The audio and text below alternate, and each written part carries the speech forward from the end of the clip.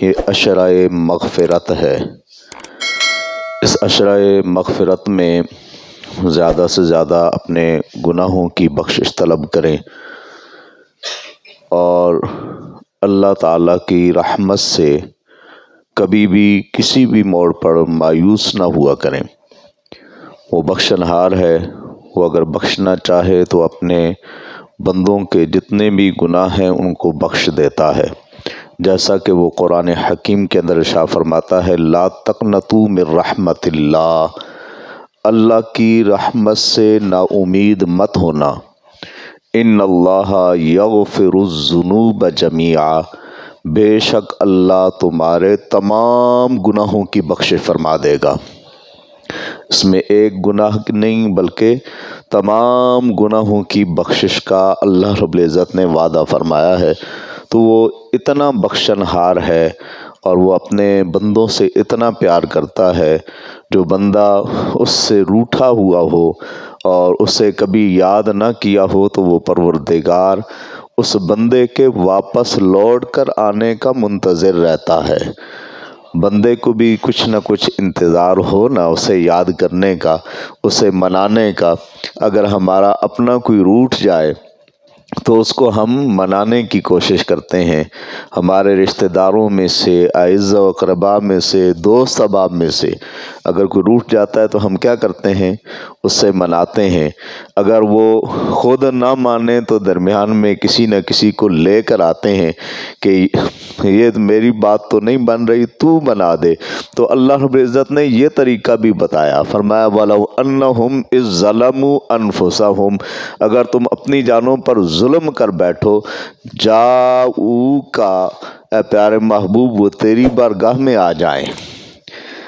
اگر یہ اپنی جانوں پر ظلم کر بیٹھیں یعنی اس سے گناہ سرزد ہو جائیں تو یہ اے پیارے محبوب کہیں اور جانے کی ضرورت نہیں ہے، یا بارگاہ مصطفیٰ میں آئیں یا بارگاہ خدا میں آئیں، کہیں اور جانے کی ضرورت نہیں۔ جاؤکا، تیری بارگاہ میں آ جائیں، فاستغفر اللہ، اللہ سے وہ بخشش طلب کریں، واستغفر لہم الرسول، اے پیارے محبوب آپ بھی اپنے ید اللہ والے ہاتھ اٹھا کے ان کے لیے استغفار فرمائیں۔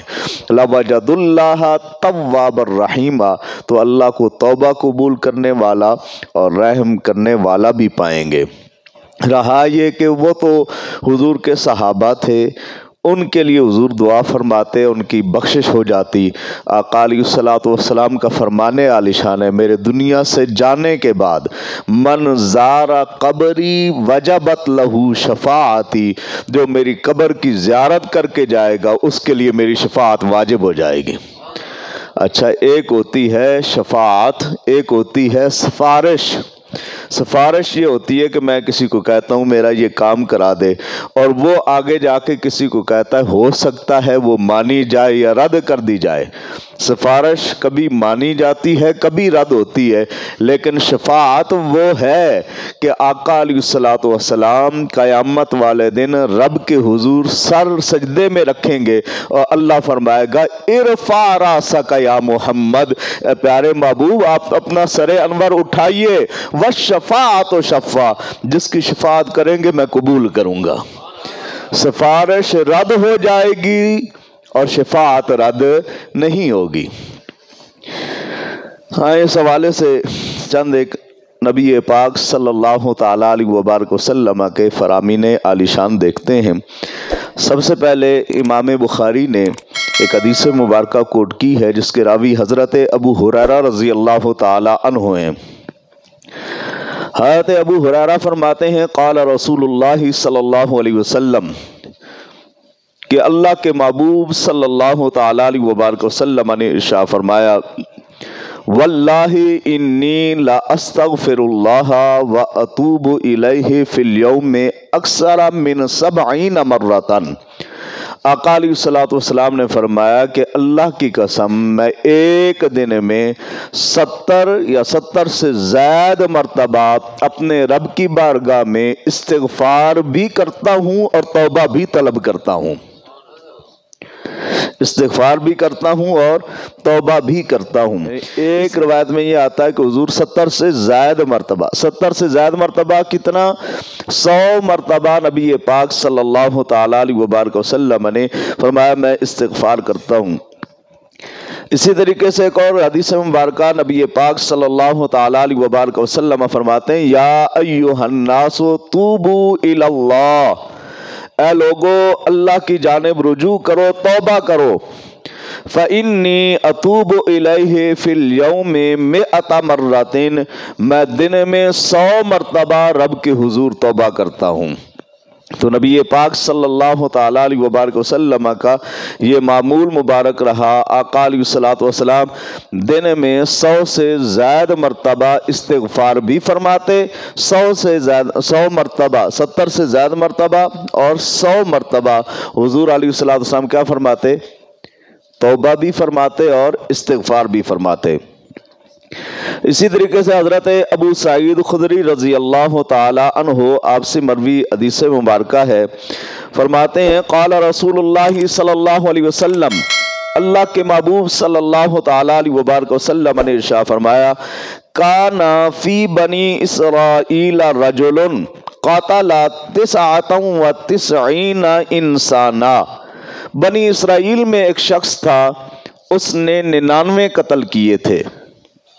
ثم خرج يسأل فأتى راهبا فسأله فقال أله توبة، وہ آدمی نکلا اور ایک راہب کے پاس آیا اور اس راہب سے پوچھا کیا اس کی توبہ ہو سکتی ہے؟ اس نے آگے سے کہا نا تیری توبہ تو نہیں ہو سکتی۔ قال لا فقتله، اس نے جس وقت پوچھا نا کہ کیا میری توبہ ہو سکتی ہے، راہب نے آگے سے کہا نہیں تیری توبہ نہیں ہو سکتی، اس آدمی نے اسے بھی قتل کر دیا، 100 قتل اس کے ہو گئے۔ وجعل يسأل فقال له رجل ائت قرية كذا، اور وہ اسی طرح پوچھتا رہا یہاں تک کہ ایک اور آدمی کے پاس گیا، اس نے کہا کہ میں تمہیں ایک بستی بتا دیتا ہوں، اس طرح کی بستی ہے، فَأَدْرَكَهُ الْمَوْتِ، وہ جو بستی بتائی گئی اس بستی میں اللہ تعالیٰ کا ذکر کرنے والے ذاکرین، اللہ کا ذکر کرنے والے ان کی مجلس لگتی تھی، وہ اکٹھے بیٹھتے تھے، اللہ والے بیٹھتے تھے، وہ بستی بتائی گئی۔ جب اسے اس بستی کا پتہ چلا، اس بستی کی جانب جانے لگا، ابھی وہ چند قدم ہی چلا تھا کہ اسے موت آ گئی۔ فَأَدْرَكَهُ الْمَوْتِ، بس اسے موت آ گئی۔ فَنَاءَ بِصَدْرِهِ نَحْوِهَا، تو اس نے اپنا سینہ اس بستی کی طرف کر لیا، کہا بستی میں پہنچ تو نہیں سکتا، سینہ تو ادھر کر لوں۔ اس نے اپنا سینہ اس طرف کر لیا، منہ بستی کی جانب موڑ لیا۔ فاختصمت به ملائکۃ الرحمت و ملائکۃ العذاب، رحمت والے فرشتے بھی آ گئے، عذاب والے فرشتے بھی آ گئے، وہ آپس میں جھگڑنے لگے۔ رحمت والے کہیں کہ اس کا ارادہ نیک تھا، توبہ کی طرف جا رہا تھا، اچھائی کی جانب جا رہا تھا، ہم اسے جنت میں لے کر جائیں گے۔ عذاب والے فرشتے کہے نہیں، اس نے تو 100 قتل کیے ہوئے ہیں، گناہگار ہے، ہم اسے دوزخ کی جانب لے کر جائیں گے۔ فَأَوْحَى اللَّهُ إِلَى هَٰذِهِ أَن تَقَرَّبِي وَإِلَى هَٰذِهِ أَن تَبَاعَدِي، قَالَ قِيسُوا مَا بَيْنَهُمَا، پھر اللہ رب العزت نے زمین کی طرف وحی فرمائی اور زمین کو حکم دیا اے زمین ادھر سے تو بڑھ جا، جدھر سے یہ جا رہا ہے ادھر سے بڑھ جا، اور جدھر کو جا رہا ہے ادھر سے سکڑ جا، اور فرشتوں کو کہا کہ اب اسے ماپ لو، جدھر سے جو جگہ کم پڑتی ہے ادھر کو لے جاؤ۔ اب اللہ تعالیٰ بہانہ بنا رہا ہے نا، فرمایا جدھر سے جو جگہ کم بنتی ہے ادھر لے جاؤ۔ اِلَى هَٰذِهِ أَقْرَبَ بِشِبْرٍ فَغُفِرَ لَهُ، اور جب اس کو ماپا گیا، جو بستی جدھر وہ جا رہا تھا وہ 1 بلشت کم تھی، تو اللہ رب العزت نے بنی اسرائیل کا آدمی ہو اور اگر وہ نیکی کا ارادہ کر لے اور دل میں وہ یہ تہیہ کرے کہ اللہ میری بخش فرما دے، کوئی سبب بن جائے، تو اللہ تعالیٰ اس کے لیے سبب بھی بناتا ہے، اس کو بخش بھی دیتا ہے، اور پھر نبیوں کے سردار میرے اور آپ کے نبی خاتم الانبیاء کی زبانی بیان بھی فرما دیتا ہے۔ اور جو خود حضور کا امتی ہو، رب اس سے کتنا پیار فرماتا ہوگا، کیونکہ وہ تو محبوب خدا ہے نا۔ اسی طریقے سے حضرت ابو ہریرہ رضی اللہ تعالی عنہ آپ سے مروی حدیث مبارکہ ہے، فرماتے ہیں قال رسول اللہ صلی اللہ علیہ وسلم، کہ اللہ کے رسول صلی اللہ تعالی علیہ وبارک وسلم نے ارشاد فرمایا، والذی نفسی بیدہ لو لم تذنبوا لذهب اللہ بکم وَلَجَاءَ بِقَوْمٍ يُذْنِبُونَ فَيَسْتَغْفِرُونَ اللَّهَ فَيَغْفِرَ لَهُمْ۔ حضرت ابو ہریرہ فرماتے ہیں آقا علیہ الصلوۃ نے فرمایا کہ اگر وہ ذات جس کے قبضہ قدرت میں محمد مصطفیٰ کی جان ہے، اگر تم گناہ نہیں کرو گے تو اللہ تعالیٰ تمہیں لے جائے گا، تمہاری جگہ ایک ایسی قوم کو لے آئے گا جن سے گناہ سرزد ہوں گے، پھر وہ توبہ کریں گے۔ تمہاری جگہ پر ان لوگوں کو اللہ رب العزت لے آئے گا۔ کیا مطلب؟ ایسا ہو نہیں سکتا کہ انسان سے گناہ نہ ہو، خطا سرزد نہ ہو، لیکن انسان اور بندہ وہ ہے جو اللہ کے حضور پھر توبہ بھی کرے۔ گناہ کر کے اکڑنا یہ شیطان کا کام ہے، اور گناہ اگر ہو جائے تو اس پر ندامت اور شرمندگی کا اظہار کرنا یہ بندے کا کام ہے۔ تو انسان وہ ہے جو گناہ کر کے رب کے حضور رجوع کرتا ہے اور اپنے گناہ پر شرمندہ ہوتا ہے، شیطان وہ ہے جو اپنے گناہ پر اکڑ جاتا ہے۔ اسی طریقے سے حضرت ابو موسیٰ اشعری رضی اللہ تعالی عنہ آپ سے ایک حدیث مبارکہ مروی ہے، فرماتے ہیں قال رسول اللہ صلی اللہ علیہ وسلم ان اللہ یبسط یدہ باللیل لیتوب مسیء النہار، اللہ رات کے وقت اپنا دست کرم پھیلا دیتا ہے، رات کے وقت اپنا دست کرم پھیلا دیتا ہے اپنے اس بندے کے لیے جس سے دن کے وقت کوئی گناہ سرزد ہو جائے۔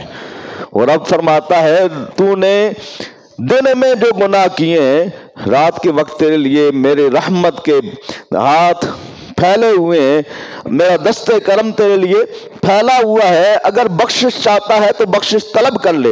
وَيَبْسُطُ يَدَهُ بِالنَّهَارِ لِيَتُوبُ مُسِيءَ اللَّيْلِ حَتَّى تَطْلُعَ الشَّمْسُ مِن مَغْرِبِهَا، اور جس وقت دن کا وقت آتا ہے تو رات میں جس سے گناہ کوئی سرزد ہو جائے، اللہ دن کے وقت اپنا دست کرم پھیلا دیتا ہے، اور اللہ کی جانب سے یہ ندا آتی ہے کہ ہے بخشش طلب کرنے والا۔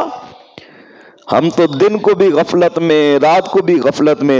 حضور علیہ السلام نے فرمایا یہ معاملہ کوئی ایک دن کا نہیں، ہر روز ہوتا ہے، ہر رات ہوتا ہے، یہاں تک کہ سورج مغرب سے طلوع ہوگا، یعنی کہ قیامت کے بالکل قریب تک، جب تک قیامت کا وقت نہیں آتا تب تک اللہ رب العزت نے اپنے بندوں کے لیے بخشش کا دروازہ کھولا ہوا ہے۔ دیکھیں وہ رب اپنے بندوں سے کتنا پیار کرتا ہے۔ گناہ ہم سے سرزد ہوتے ہیں، خطائیں ہم سے ہوتی ہیں، لیکن اللہ رب العزت اپنے بندوں کے لیے دست کرم ہر وقت پھیلا کے رکھتا ہے کہ ہے کوئی واپس پلٹنے والا، ہے کوئی رجوع کرنے والا، ہے کوئی استغفار کرنے والا۔ بس ہمیں تھوڑا سا یہ ہے کہ رب کی حضور رجوع کرنے کی ضرورت ہے۔ ہم رب کی طرف جس وقت مڑیں گے پھر دیکھنا وہ رب کتنی کرم نوازیاں فرماتا ہے۔ ہمارے گناہوں کو دیکھنے کے باوجود کبھی اس نے ہمارا رزق بند نہیں کیا، ہمارے گناہوں کو دیکھنے کے باوجود کبھی اس نے ہمارے اس سانس کے اوپر کبھی پابندی نہیں لگائی۔ وہ رب اتنا مہربان ہے، اور اگر بندہ اس کی جانب رجوع کرے تو پھر اس کی مہربانیاں کتنی ہوں گی۔ تو ہمیں اپنے رب کی حضور رجوع کرنا چاہیے، اور یہ عشرہ مغفرت ہے، اور اس کو حضور نے مغفرت کے ساتھ منسوب کیا۔ زیادہ سے زیادہ اس عشرے کے اندر اپنے گناہوں کی بخشش طلب کریں۔ اللہ میرے اور آپ سب کے تمام صغیرہ کبیرہ گناہوں کی بخشش فرمائے۔